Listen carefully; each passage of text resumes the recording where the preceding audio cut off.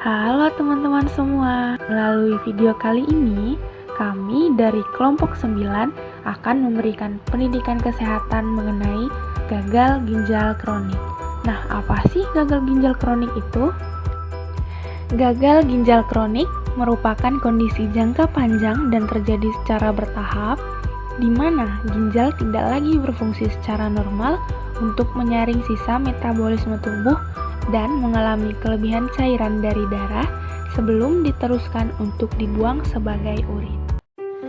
Saat ini, gagal ginjal kronik merupakan masalah kesehatan dunia dengan peningkatan insidensi, prevalensi, serta tingkat morbiditas dan mortalitas yang tinggi. Prevalensi global ini telah meningkat setiap tahunnya. Menurut data dari WHO, penyakit gagal ginjal kronik telah menyebabkan kematian pada 850.000 orang setiap tahunnya. Angka tersebut menyebabkan penyakit gagal ginjal kronik menduduki peringkat ke-12 tertinggi sebagai penyebab angka kematian di dunia.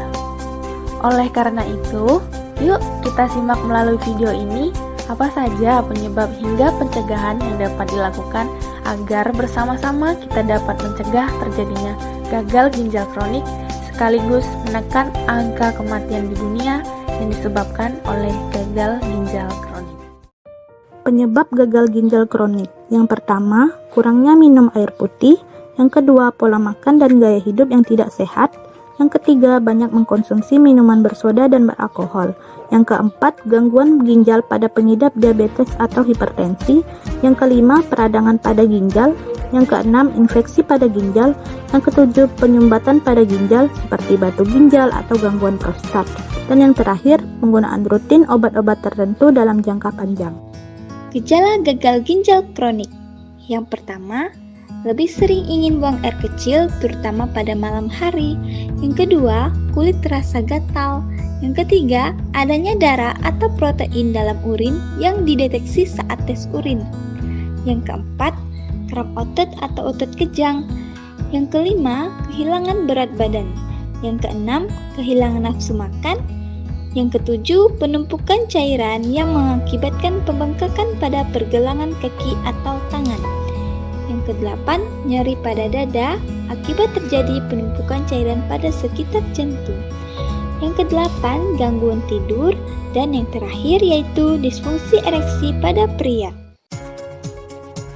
Klasifikasi penyakit gagal ginjal kronik. Gagal ginjal kronik selalu berkaitan dengan penurunan progresif GFR atau glomerular filtration rate. Stadium-stadium gagal ginjal kronik didasarkan pada tingkat GFR yang tersisa, yakni mencakup yang pertama, penurunan cadangan ginjal. Hal ini terjadi jika GFR turun 50% dari normal. Yang kedua, insufisiensi ginjal. Hal ini terjadi jika GFR turun menjadi 20-35% dari normal. Nefron-nefron yang tersisa sangat rentan mengalami kerusakan karena adanya beban berat yang diterima. Yang ketiga, gagal ginjal. Hal ini terjadi jika GFR kurang dari 20% dari normal, di mana nefron-nefron semakin banyak yang mati. Yang keempat, penyakit ginjal stadium akhir. Hal ini terjadi jika GFR menjadi kurang dari 5% dari normal, hanya terdapat sedikit nefron yang fungsional tersisa. Selain itu, di bagian seluruh ginjal akan ditemukan jaringan parut dan atrofi tubulus. Pencegahan gagal ginjal kronik. Umumnya, penyakit ini tidak dapat dicegah sepenuhnya. Namun, kita dapat mengambil langkah untuk mengurangi risiko berkembangnya gagal ginjal kronik ini melalui hal-hal berikut, yakni pertama, pola makan sehat. Pola makan sehat sangat penting untuk menurunkan kadar kolesterol dalam darah dan membantu menjaga tekanan darah tetap normal. Selanjutnya, hindari merokok.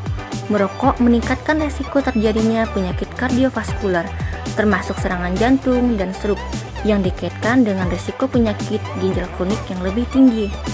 Selanjutnya, olahraga teratur. Disarankan untuk menjalankan aktivitas dengan intensitas menengah seperti berenang atau lari santai pada pagi hari. Kemudian, baca petunjuk pemakaian obat. Pastikan obat yang dikonsumsi sesuai dengan dosis yang ada pada petunjuk pemakaian.